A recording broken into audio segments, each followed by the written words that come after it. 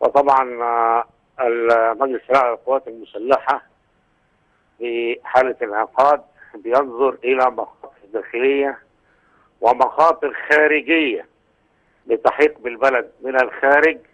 لا يدري الموجودين في ميدان التحرير ربما عنها شيئا، ولكن المخاطر الخارجية متمثلة فيما أعلن عنه الجنرال رئيس الأركان الأمريكي مولين. نعم. عن حرية الملاحة وضرورة تأمين حرية الملاحة في قناة السويس، وزاد الأمر خبثا بتحويل 2 حاملة طائرات من مسارها في منطقة الخليج، واحدة إلى جنوب مدخل قناة السويس من الجنوب موجودة تحت من البحر الأحمر، محملة ب50 هليكوبتر اقتحامية، وفي حاملة طائرات أخرى في الشمال انتربرايز وعليها 80 مقاتلة عادية F-18 تومكات وغيره. نعم. وهناك تهديد من جانب إسرائيل في الشرق أيضا لاحتمال احتلال شريط موازي لقناة السويس، شريط جنوب الحدود أو غرب الحدود الشرقية لمصر، واقتطاع جزء من شمال سيناء لتوسيع قطاع غزة. نعم. كل هذه المخاطر الخارجية لا يعلم شباب ميدان التحرير عنها شيء، ولكن المجلس الأعلى للقوات المسلحة مستوعبها، خاصة التهديد الإسرائيلي، التخوف من أن يقع الحكم في مصر تحت أيدي منظمات راديكية كالإخوان المسلمين تلغي المعاهدة بتاعة السلام بيننا وبينهم، وبالتالي تستبقى إسرائيل الأحداث باحتلال جزء كبير من سيناء، وده مخطط قديم موجود ومعروف.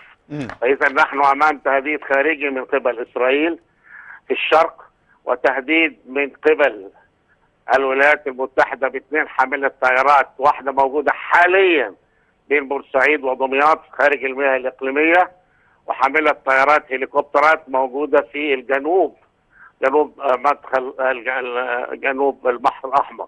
نعم. كل دول بيتربصوا بمصر الدوائر، لا يدري المتظاهرون في ميناء في ميدان التحرير عنهم شيء.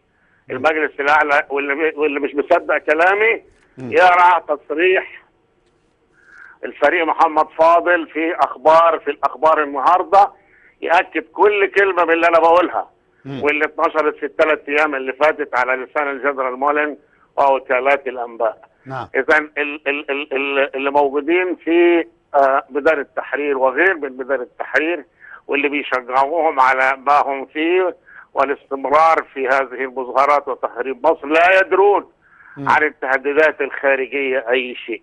المشكلة الكبيرة دلوقتي ان يستغل هذه الثورة الشعبية البريئة لهؤلاء الشباب بهذه التدخلات الخارجية، وساعتها هنتكلم بقى لما يحصل لا قدر الله اي احتلال لاجزاء مصر، لا هنتكلم عن تعديل مواد الدستور، ولا هنتكلم عن حل برلمان، ولا هنتكلم عن حل مش عارف الدستور او الغاء الدستور. هنشوف بلوى جديدة اسمها احتلال لارض مصر هترجعنا عشرات السنين زي ما حصل في سنة 1882. نعم، شكرا جزيلا سيادة اللواء. نعم، وصلت الفكرة. سيد اللواء حسام سويلم الخبير العسكري والاستراتيجي، شكرا لك.